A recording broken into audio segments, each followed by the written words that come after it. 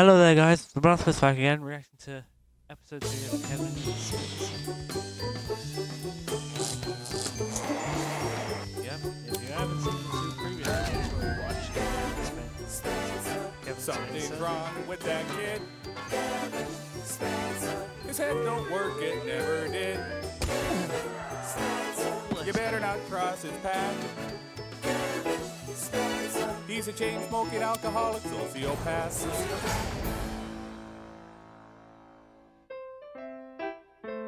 When Kevin was in grade 6, the school nurse sent him to the dentist because his parents had never gotten around to it, and because almost all of his teeth were riddled with cavities and really stained from all the cough syrup and nicotine.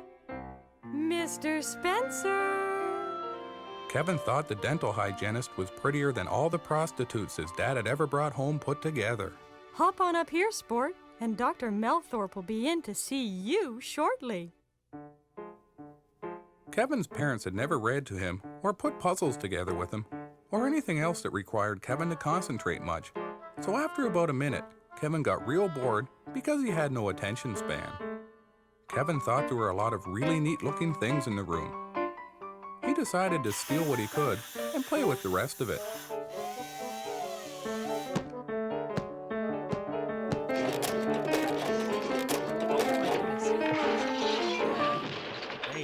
Kevin heard footsteps running towards his room. He wasn't done stealing stuff yet, so he figured he'd better hop back in the chair so he wouldn't get caught. Is everything all right in here, Kevin? Now, you be a good boy and stay in the chair, and don't touch anything. Some of the equipment in here can be very dangerous. Hey, Psycho! Even if you were older, she'd never go out with you. I bet she's laughing at you right now because she thinks you're afraid of all the dangerous stuff. If you want her to respect you, go figure out what that mask is for. My skin? Dry and flaky. So I need a razor that's made for it. New Venus Pro Comfort Glide with moisture bars to lock in moisture and leave my skin smooth and glowing. For downstairs, I trust Venus Pubic with an irritation defense bar that helps to prevent ingrown hairs. Get a shave made for your skin. My skin, my way. Venus. When the sofa's calling, but the floor looks appalling, reach for new Flash. Direct to floor. It's easy peasy, lemon squeezy. The powerful, fast clean, fast dry formula gets your floor back to flawless in no time. New Flash direct to floor. Indeed. Kevin wasn't so sure that was a good idea. The hygienist had looked pretty serious. Come on, boy! What the hell has he ever done for you? At least he's now getting sense Please, and Kevin, knows that's not go a good try on idea the mask for me. Please. Come to think of it, thought Kevin. She never had done jack squat for him. Damn straight. Now come on, let you me get it on, crazy man. The mask was hooked up to a big canister of laughing gas. The gas made Kevin feel real lightheaded, but because he was a sociopath who was born without the ability to feel emotion, Kevin didn't even break a smile. Alan sure had a good time, though.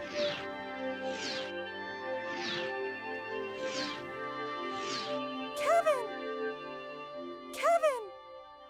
The screaming dental hygienist snapped Kevin back to reality right quick.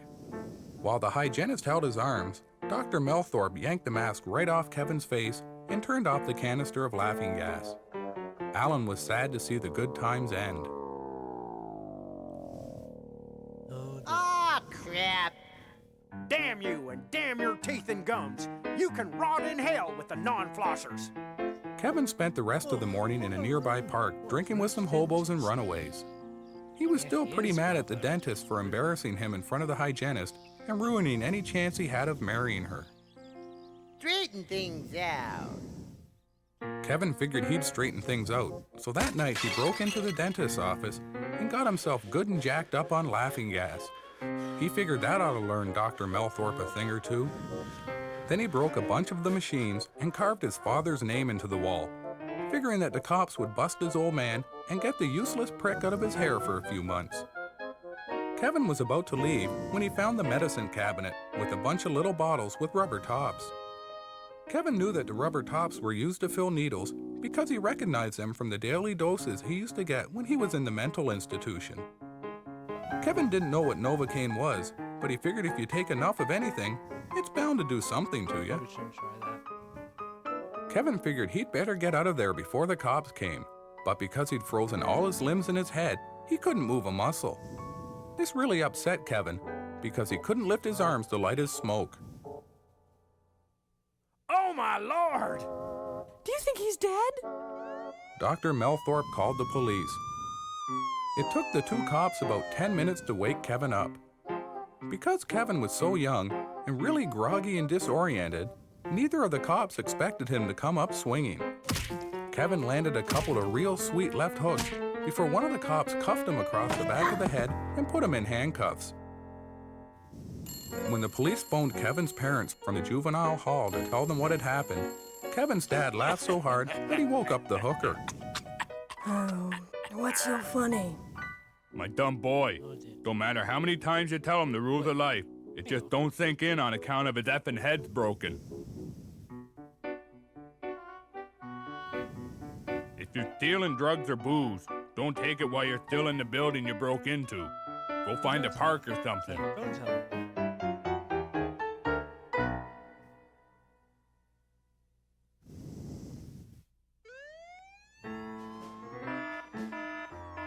A lot had gone on during the 2 weeks Kevin was in psychiatric isolation. The prisoners had formed a union because they weren't happy with their food, living conditions, and basic cable package. Everyone was tense, and the prison warden was afraid that a riot might break out. Oh, no, we don't want Kevin riots. didn't much give a damn, since the living conditions were better than they were at his house, and their TV hadn't worked in 9 years. But Kevin went along with everyone because he wanted to fit in, and because the whole riot idea sounded like fun.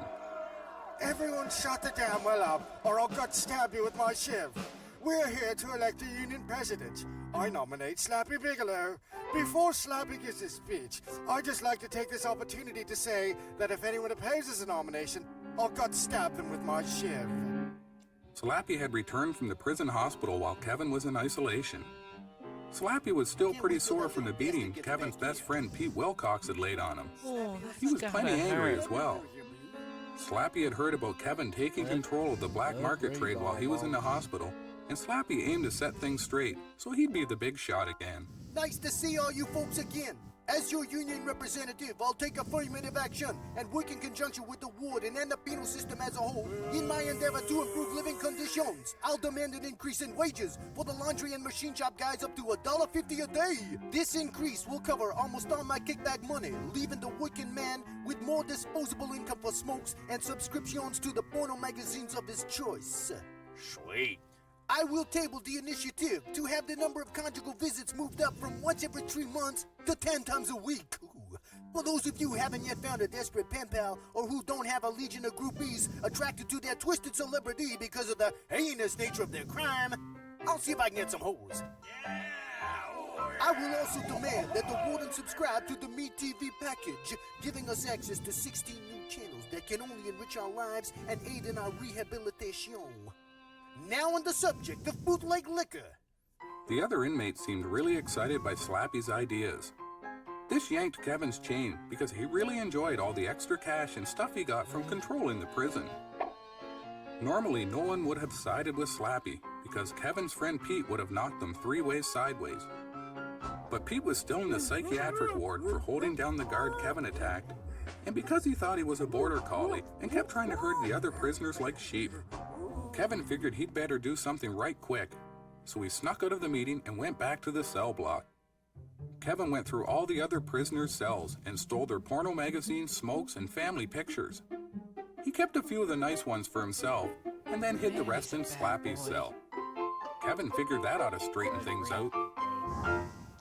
How much more I can say? Kevin was getting pretty close to puberty, and because his old man didn't want him turning gay, he decided to take the boy on a hunting trip to learn how to kill things. Wait, what? This here's the trigger. All you gotta do is just keep pulling it and pointing the gun. Me, I find it helps to swing the barrel around a lot so you make sure you hit something. That's why we use automatic weapons. Keep it to Christ down. He's quite an artist if you can do it. You remember our effing anniversary. Don't let no one ever tell you I don't love your old lady. Now here, you practice while I tear a quick one off with your mother.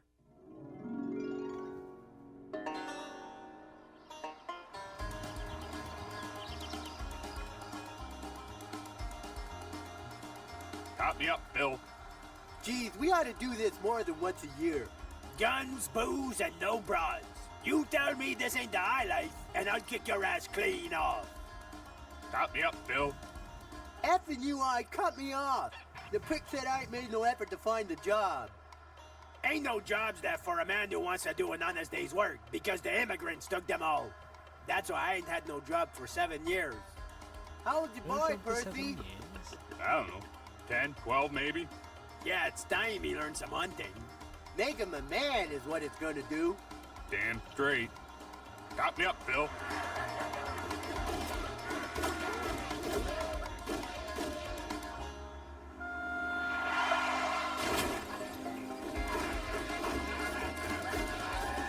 Nice shot, Bill. All right, boy. The first thing you do whenever you go hunting is sleep off all the booze you drank driving up to camp. See you in the morning.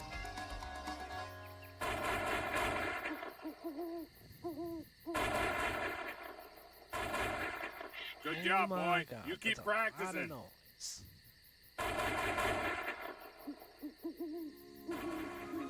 Kevin had stayed awake all night because he was scared by all the strange new sounds around him, and because every couple of hours, one of his dad's friends would wake up to go to the bathroom and fire off a few rounds just for kicks. Kevin's dad and his friends woke up just before noon and settled in to have a big breakfast and some Boilermakers just to take the edge off. Kevin was pretty excited. He was really looking forward to sneaking through the woods, trying to find things to shoot. Isn't it kind of He told everyone how excited he was. Kevin's facial expression. Dad and his friends all laughed. Ain't you taught the boy nothing, Percy?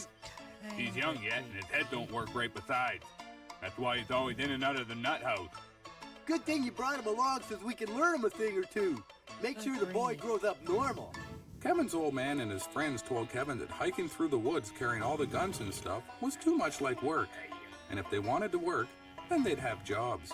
Trick is to let the animals do the work for you. That's what separates us from them. We're smart. Phil and Charlie set up 4 lawn chairs in front of the cabin while Kevin's dad moved the fridge outside so they wouldn't have to get up for more beer. Deers like salt, so the trick is to make a really big pile that they can't resist. If all you gotta do is sit in the chair and wait for them to come, you can get a lot more drinking done than if you had to go through the woods and try and find them. Look at this, boy. Watch how high Phil can jump. Mind you don't break my beer, you stupid things!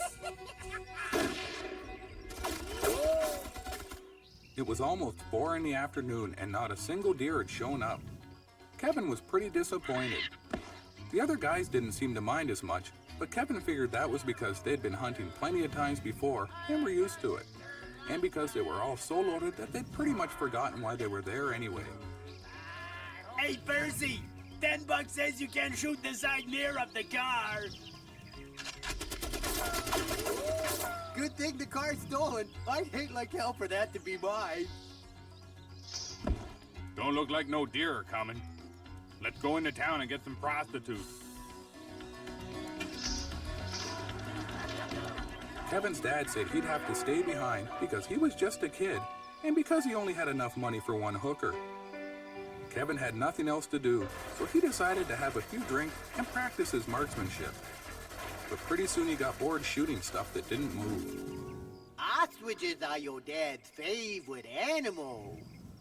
Kevin figured he'd straighten things out right quick, so he hitchhiked 70 miles to explore Ed's Safari World and whacked an ostrich in only 47 shots. Kevin figured he could have it stuffed and give it to his dad for Father's Day.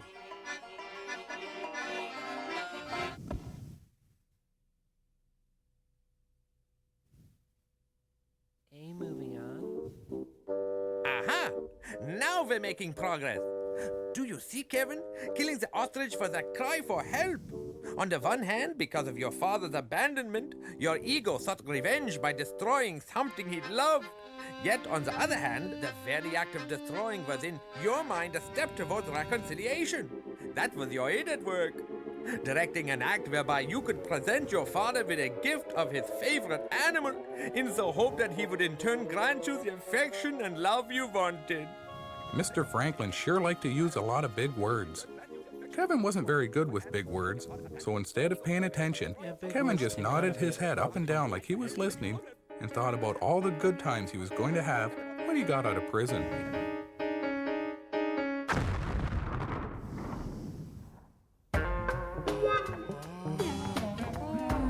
Boy, it sure gets hot doing your taxes all day. Yes it does. Because you were so hot. Why don't you take off your shirt while I discuss something with my maid over by the couch? I am very hot as well. I think I will take my shirt off also.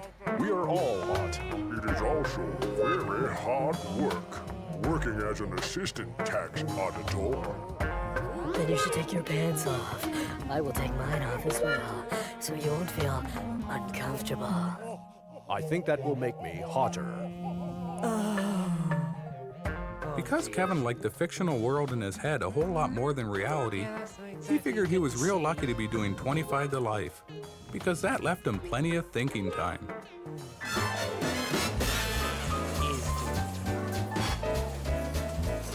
Now he's doing husks.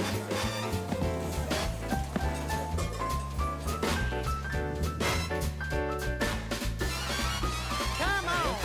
Daddy needs a new carton of smoke. Peg him in the head, you dumb bastard! Peg him in the head! Chickens are so stupid! Kevin and Alan sure had some good times together. Kevin remembered when he was younger and he thought everyone had an imaginary friend and that everyone could see Alan as well. He also remembered the day he learned that wasn't true and that his brain didn't work like the other kids' brains did.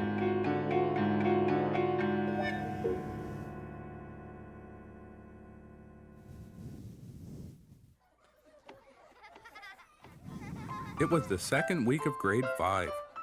Kevin thought he was the coolest guy in school because he was bigger than all the other kids and because this was his third time in grade 5.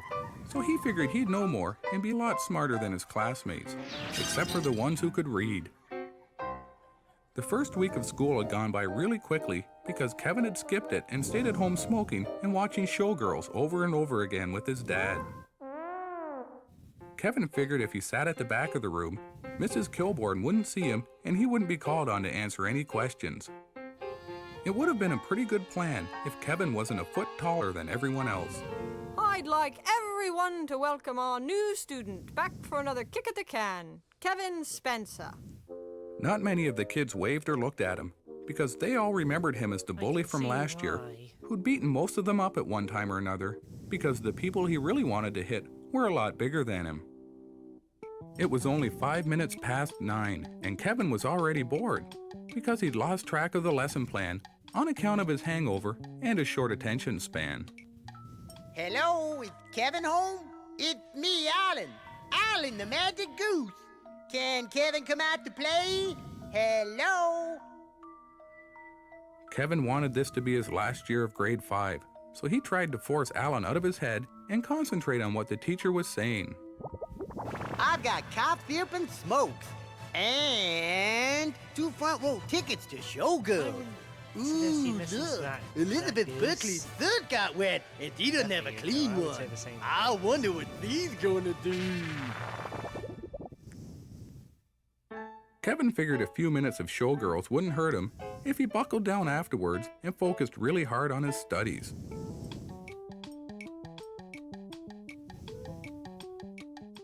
That's it for today, kids. Remember your homework. Neatness counts. Also, the 3 students whose turn it is for show and tell tomorrow are Debbie Murphy, John Brooks, and Kevin Spencer. Kevin had forgotten all about show and tell, just like he had the last 2 years. That night at the dinner table, he asked his parents if they had any ideas about what he could bring. Hey, I know. Why don't you parade your useless, unemployed arsehole of a father in front of your class?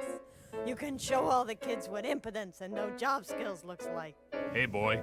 Anyone in your class ever asked what a washed-up rodeo clown groupie looked like after it gains about 100 pounds?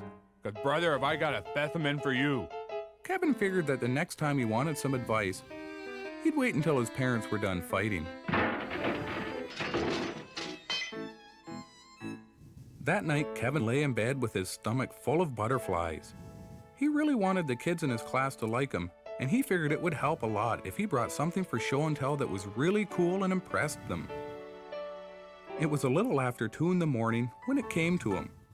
Kevin had thought of the perfect thing to bring. He slept really soundly for the rest of the night. Thank you, John. Your grandfather's Purple Heart and the story of his courage will inspire us all for years to come. Kevin was really happy. He was sure that what he brought would impress the kids way more than a medal. He just hoped it would be better than what Debbie had brought. He was pretty nervous, but the cough syrup helped. Debbie, you may begin. These are so my friends. The prefabricated one-hit wonders. And the same thing only with girls. And that guy over there is the NBA scoring champion. But he's hard to see because he's behind the Archbishop's big hat. Any questions? Debbie's turn had lasted for over 2 hours because the kids and Mrs. Kilborn were so excited and had so many questions. After things finally calmed down, Mrs. Kilborn sent everyone out for recess and told Kevin they would begin with his show and tell subject when everyone returned. Debbie had really pulled out all the stops. Kevin was really nervous, so during recess he knocked back half a bottle of prescription cough syrup and killed a few smokes just to take the edge off. By the time everyone returned to class, Kevin was pretty loaded and he was feeling real confident. Kevin, you may begin. Kevin was loaded more than he thought because he fell a few times on his way up to the front of the class. When he finally got there, he turned around to face everyone and was about to begin speaking when he suddenly froze up with self-conscious fear. What if they don't like it, thought Kevin. Part of him wanted to run away and never come back, but Kevin knew if he did this, he would just end up dumb and unemployed like his father.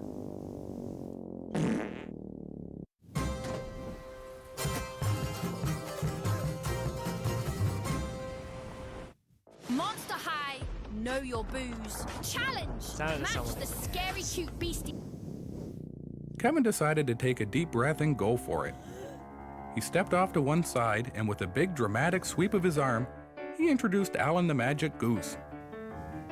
Kevin told everyone about his friend Alan and about all the good times they had together going to illegal cockfights and massage parlors. Because Kevin was so wired up on cough syrup, he didn't notice all the kids laughing at him right away. Then Mrs. Kilborn stepped in. That will be quite enough, young man. I suppose you think this is funny. Well, just you wait until I tell your parents. I bet they won't be laughing. It was a good thing Mrs. Kilborn hadn't put money on it. Ah, Jesus, that's funny. I wish I could have seen it. Hi, my name is Kevin, and this is the ghost that lives in my head. None of you can see him, though, because you're all sane.